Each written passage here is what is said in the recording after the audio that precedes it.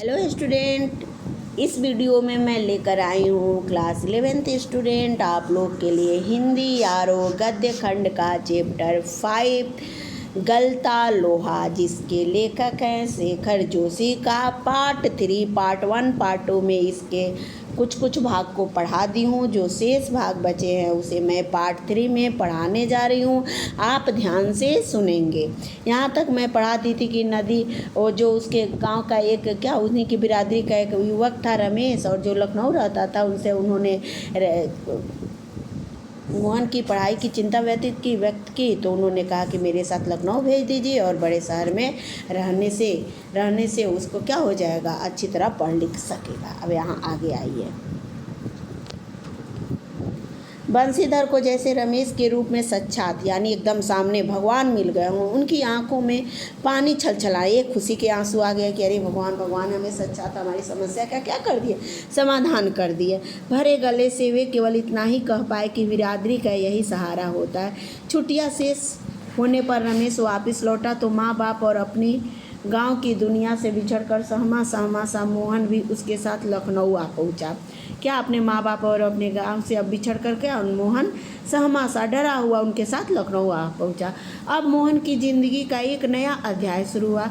घर के दोनों महिलाएं, जिन्हें वह चाची और भाभी कहकर पुकारता था, का हाथ बटाने के अलावा धीरे धीरे मोहल्ले की सभी चाचियों और भाभियों के लिए कामकाज में हाथ बटाने का साधन बन गया। अब देखिए इस बेचारे की ज़िंदगी अब क्या हो जाती है। पढ़ाई लिखाई करने के लिए आया, लेकिन इसके ज़िंदगी में एक नया अध्याय क्या जुट गया, कामों के बोझ का सिलसिला। वह घर के लोगों के कामों के अलावा भी अब बाहर के लोग भी उसे क्या करते थे, उसे काम करवाते थे और हाथ बटाने का साधन बन गया था। मोहन थोड़ा दही तो ला दे बाजार से, मोहन एक कपड़े धोबी को दे तो आ, मोहन 1 किलो आलू तो ला दे।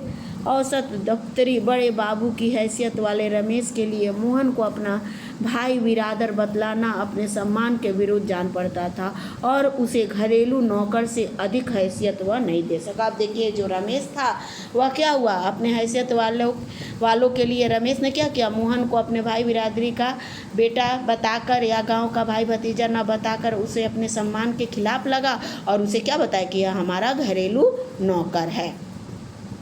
इस बात को मोहन भी समझने लगा। थोड़ी बहुत हीला हवाली यानी टाल मटोल करने के बाद रमेश ने निकट के ही एक साधारण से स्कूल में उसका नाम लिखवा। अब देखिए लाया था पढ़वाने के लिए, यहाँ क्या किया, यहाँ उन्होंने रमेश ने क्या किया, अपने घर का नौकर उसे बना लिया और अब घर के साथ साथ उन्होंने क्या किया, बाहर के लोगों को भी काम करना पड़ता था। और जब बहुत टाल मटोल हुआ बहुत, तब जाके क्या किया, उन्होंने साधारण से पास के एक साधारण से स्कूल में नाम लिखवा दिया। लेकिन एकदम नए वातावरण और रात दिन काम के बोझ के कारण गांव का वह मेधावी छात्र शहर के स्कूली जीवन में अपनी कोई पहचान न बना सका। अब देखिए गांव में जिसका इतना नाम था, उसके शिक्षक कितना उससे प्यार करते थे, उसे मेधावी होने के लिए कहते थे एक दिन यह स्कूल का और मेरा नाम रोशन करेगा। वह बच्चा जब शहर में आया तो क्या हुआ, उसे वह चीज़ न मिल पाई जिसके कारण उसके पिता ने रमेश के साथ उसे लखनऊ भेजा था और वहां आकर वह साधारण सा स्कूल में उसको नाम लिखवा दिया गया और शहरी माहौल में वह अपने आप को अपना पहचान ना बना सका। क्योंकि काम के बोझ के कारण उसके ऊपर इतना कामों का बोझ रहता था, दबा रहता था कि वह थका मांदा रहता था और अपनी पढ़ाई को वह रुचिकर ढंग से नहीं करता था, पढ़ नहीं पाता था।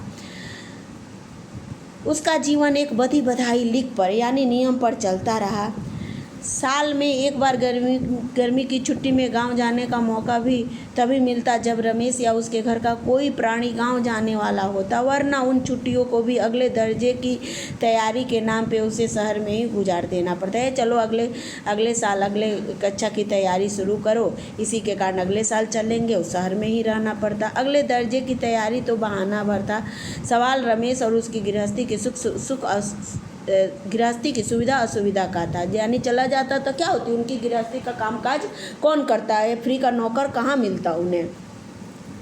मोहन ने परिस्थितियों से समझौता कर लिया था, क्योंकि और कोई चारा भी नहीं था। घर वालों को अपनी वास्तविक स्थिति बतलाकर वह दुखी नहीं कर। अब देखिए, यह द्वंद्व में फंसा हुआ था, विरोधाभास में। एक तरफ पिता की इच्छा थी कि हमारा बेटा पढ़ लिख के बहुत बड़ा आदमी बन जाए, और वह पिता को अपनी वास्तविक स्थिति बतलाकर उन्हें दुखी नहीं करना चाहता था, क्योंकि रमेश बाबू को वह बहुत ही अपना समझकर और बहुत ही विश्वास के साथ इसे भेजा था। लेकिन उन्होंने उसके विश्वास को क्या किया था, गलत तरीके से उपयोग किया था। इसलिए उन्होंने अपने पिता के सुनहरे सपने जो देख रहे थे उसे सही वास्तविक चीज़ बताकर उसे दुखी नहीं करना चाह रहा था। 8वीं कक्षा की पढ़ाई समाप्त कर छुट्टियों में मोहन गांव आया हुआ था। जब वह लौटकर लखनऊ पहुंचा तो उसे अनुभव किया कि रमेश के परिवार के सभी लोग जैसे उसके आगे की पढ़ाई के पक्ष में नहीं हैं। बात घूम फिर कर जिस ओर से उठती वह उसी मुद्दे पर जरूर खत्म हो जाती कि हजारों लाखों BA में मारे बेकार फिर रहे हैं। ऐसी पढ़ाई से तो अच्छा है कि आदमी कोई हाथ का काम सीख ले।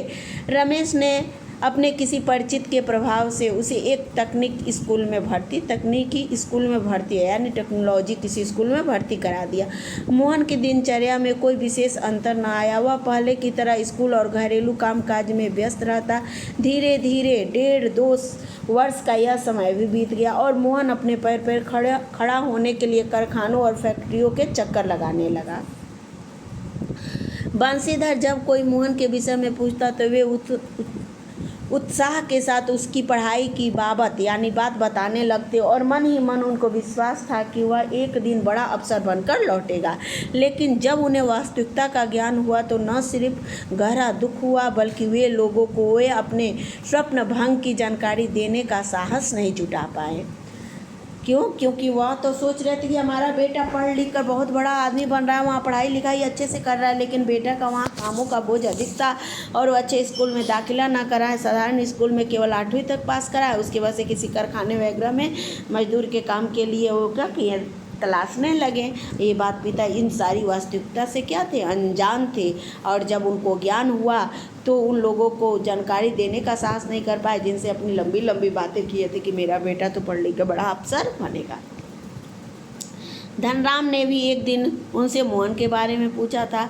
घास का एक तिनका तोड़कर दांत खोदते हुए उन्होंने बताया कि उसकी सेक्रेटेरिएट में नियुक्ति हो गई। अब यहाँ झूठ बोलते हैं पिता, और शीघ्र ही विभागीय परीक्षाएं देकर वह बड़े पद पर पहुँच जाएगा। धनराम को त्रिलोक सिंह मास्टर की भविष्यवाणी पर पूरा यकीन था। ऐसा होना ही था, उसने सोचा। दांतों के बीच में तिनका दबाकर असत्य भाषण का दोष न लगने का संतोष लेकर बंसीधर आगे बढ़ गए। अब तो झूठ तो बोले थे, अब इस बात का तो उनके मन में था ही धक धक, लेकिन फिर भी क्या हुआ, दोष न लगने के कारण वो अब क्या किए, तिनका दबाकर असत्य भाषण का दोष न लगने के संतोष लेकर क्या किया, बंसीधर आगे चले गए। धनराम के शब्द, मोहन लल्ला बचपन से ही बड़े बुद्धिमान थे, उन्हें बहुत देर तक कचोटते रहे। त्रिलोकी सिंह मास्टर की बातों के साथ साथ बचपन से लेकर अब तक के जीवन के कई प्रसंगों पर मोहन और धनराम बातें करते रहे। अब देखिए यहाँ फिर वे क्या हुए, वे वापस अपनी दुनिया में आ गए। जब वो बैठ के लोहार के दुकान पे जब वो अपने मित्र के पास बैठा था, मोहन और धनराम बातें करते रहे। धनराम ने मोहन के हंसुए के फाल को बेत से निकालकर भट्टी में तपाया और मन लगाकर उसकी धार गढ़ दी। गरम लोहे को हवा में ठंडा होने में काफ़ी समय लग गया था। धनराम ने उसे वापस बेत पहनाकर मोहन को लौटाते हुए जैसे अपनी भूल चूक के लिए माफ़ी मांगी हो। बेचारे पंडित जी को तो फुर्सत नहीं रहती, लेकिन किसी के हाथ भिजवा देते तो मैं तत्काल बना देता। मोहन ने उत्तर में कुछ न कहा, लेकिन हंसुए को हाथ में लेकर वह फिर वहीं बैठा रहा, जैसे उसे वापस जाने की कोई जल्दी न रही हो। उसको, मोहन को, सामान्य तौर से ब्राह्मण टोले के लोगों का शिल्पकार टोले में उठना बैठना नहीं होता था। किसी कामकाज के सिलसिले में यदि शिल्पकार टोले में आना ही पड़ा तो खड़े खड़े बातचीत निपटा ली जाती थी। क्यों? क्योंकि ये ब्राह्मण टोला ये उच्च वर्ग के कुलीन वर्ग के थे और ये निम्न जाति के थे। इसलिए ब्राह्मण लोग क्या करते थे, कभी भी शिल्पकार टोले में बैठते नहीं थे, उठना बैठना नहीं होता था। उसे अपने सम्मान के खिलाफ समझते थे। अगर कोई बात ही करना होता था तो क्या खड़े खड़े बात कर लेते थे और अपना काम खड़े खड़े बात करके निपटा कर चले जाते थे। ब्राह्मण टोले के लोगों को बैठने के लिए कहना भी उनकी मर्यादा के विरुद्ध समझा जाता था। पिछले कुछ वर्षों से शहर में जा रहने के बावजूद मोहन गांव के इन मान्यताओं से अपरिचित हो, ऐसा संभव नहीं था। धनराम मन ही मन उसके व्यवहार से असमंजस में पड़ा था। वो सोच रहा था कि अरे ये तो पंडित है और मेरे दुकान पे बैठा है, मेरे पास बैठा है, यानी शिल्पकार टोले में बैठा है, तो इसके सम्मान के खिलाफ है, मर्यादा के विरुद्ध है, ये जा क्यों नहीं रहा है। अब वो असमंजस में पड़ा था, लेकिन प्रकट में उसने कुछ नहीं कहा और अपना काम करता, लेकिन स्पष्ट उसने कुछ कह नहीं पाया और अपना काम करता रहा। लोहे की एक मोटी छड़ को भट्टी से गलाकर धनराम गोलाई में मोड़ने की कोशिश कर रहा था। एक हाथ से सरसी पकड़कर, ये पकड़ने वाले लोहे को पकड़ने वाले कैंची नुमा तरह का एक औजार होता है, पकड़कर वह दूसरे हाथ से हथौड़े पे चोट मारता तो निहाई, जो लोहे का जो टुकड़ा होता है, ठीक घाट में सिरा पर न फंसने के कारण लोहा उचित ढंग से मुड़ नहीं पा रहा था। यानी जिस लोहे की गोलाई वो देना चाह रहा था वह गोलाई वह दे नहीं पा रहा था। कौन? धनराम। मोहन कुछ देर तक उसे काम करते देखता रहा, फिर जैसे अपना संकोच त्याग कर उसने दूसरी पकड़ से लोहे को स्थिर कर लिया और धनराम के हाथ से हथौड़े लेकर नापी तुली चोट मारते। अभ्यास हाथों से जैसे सीखा हुआ, एकदम इस काम का अभ्यास पहले से ही हो। धौकनी फूंक कर लोहे को दोबारा भट्टी में गर्म करते और फिर से निहाई पर रखकर उसे ठोकते पीटते सुगड़ गोले का रूप दे डाला। कौन? मोहन, जो धनराम से नहीं हो रहा था। मोहन का यह हस्तक्षेप इतनी फुर्ती और आकस्मिक ढंग से हुआ कि धनराम को चूक का मौका ही नहीं मिला। यानी किसी भी तरह की कोई गलती, कोई पूछने का, कोई भी चीज़ करने का क्या मौका ही नहीं मिला कि वो पूछे कि ऐसा कैसे तुमने कर डाला। अब इतना जल्दी से उन्होंने, क्योंकि अभ्यास से सवरा हुआ जैसे लग रहा था, तो इसमें किसी तरह का दखल देने का उसको मौका ही नहीं मिला। किसको? धनराम को। और उसने यह सब देखकर क्या हो गया? अवाक रह गया होगा।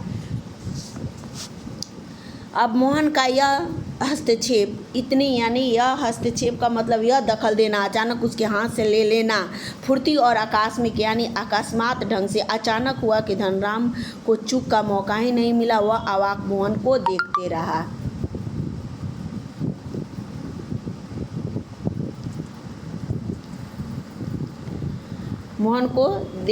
वह अवाक मोहन को देखता रहा। उसे मोहन की कारीगिरी पर उतना आश्चर्य नहीं हुआ जितना पुरोहित खानदान के एक युवक का इस तरह से काम में उसकी भट्टी पर बैठकर हाथ डालने पर हुआ था। वह संकित दृष्टि से उधर उधर देखने लगा। उसे डर था कि कोई कुछ कह ना दे, क्योंकि यह पंडितों के मर्यादा के क्या था? विरोध था।